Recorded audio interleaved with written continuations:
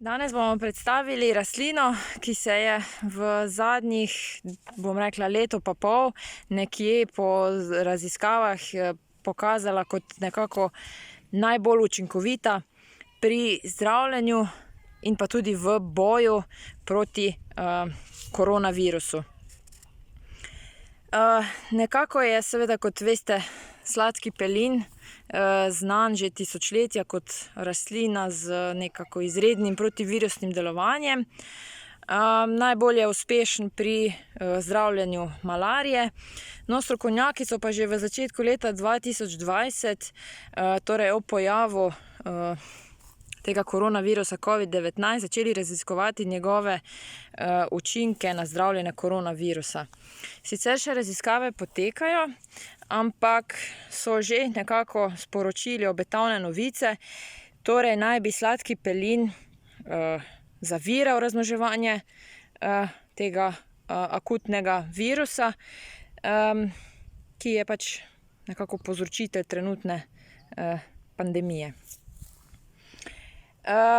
Najbolj zdravilna sestavina v sladkem pelinu je tale artemisin. Tej zdravilni učinkovini pripisujejo 20 različnih nekako učinkov, predvsem, kot sem že omenila, pri zdravljenju malarije,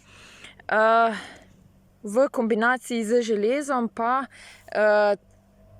tale artemisin tvori proste kisikove radikale, ki učinkovito uničujejo rakaste celice.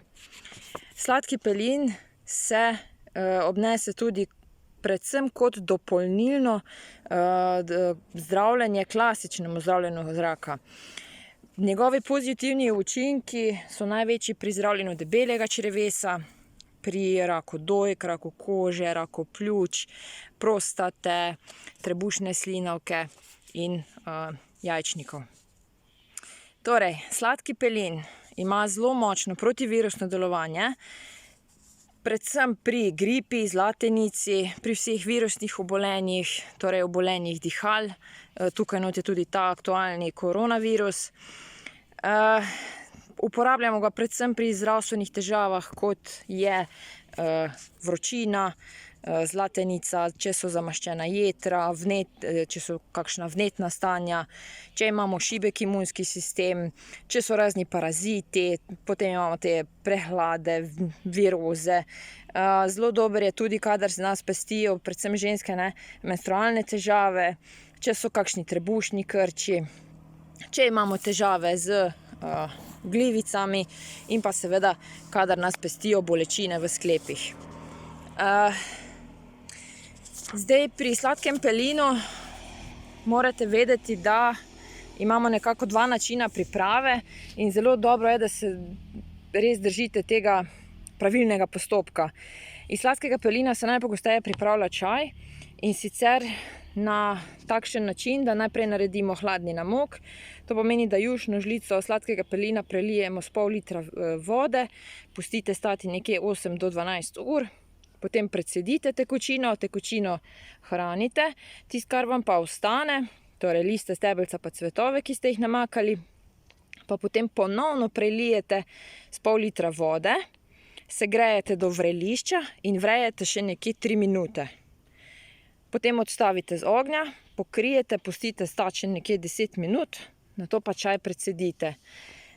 To tekočino ohladite nekje na 40 do 50 stopinj, potem pa to tekočino in pa tisto, ki ste jo namakali 12 ur, date skupaj in večkrat na dan pijete lepo po požirkih. Sladki pelin se pobira takrat, kadar je v cvetu, in to je, kot vidite, nekako zdaj. Trenutno cveti, ima takšna rumene cvetove, ima zelo veliko cvetnega prahu. Pobiramo pa, tako lepo rastlino, odmrle oziroma tiste poškodovane dele rastline odstranimo. posušimo, pobirate pa takšnale stebelca in sušite steblo, cvet in list, vse skupaj. Dobro, ko je posušeno, dobro posušeno, hranite v steklenih kozarcih in uporabljate. Drugače iz sladkega pelina se lahko naredi tudi tinktura. Tinktura je, kot sem povedala, primerna za vse težave, ki sem jih že naštela, vendar je seveda močnejša, ker je le izdelana na alkoholu. Zato jo jemljete po navodilih, seveda po kapljicah, nekje 2 do 3-krat na dan. Kako se pa pripravi tinktura? To pomeni, da vzamete liter domačega žganja, najboljše je nekje 50 ali več procenten. Vzamete 200 gramov sveže rastline ali pa 300 gramov suhe rastline. To vse prelijete z žganjem, pustite stati nekje 3 tedne, večkrat vmes malo pretresete, potem pa precedite in jemljete po kapljicah. Sladki pelin ni enak pravemu pelinu, je enoletna rastlina, zato ko ga boste pobirali, začnite pobirati pri vznožju rastline in se pomikate proti vrhu. Nekje na vrhu pa pustite potem takšen vrh cvetoč, zato da se vam osemeni za naslednje leto. Sladki pelin ne vsebuje tojona, zato ga lahko brez skrbi namakate na žganju.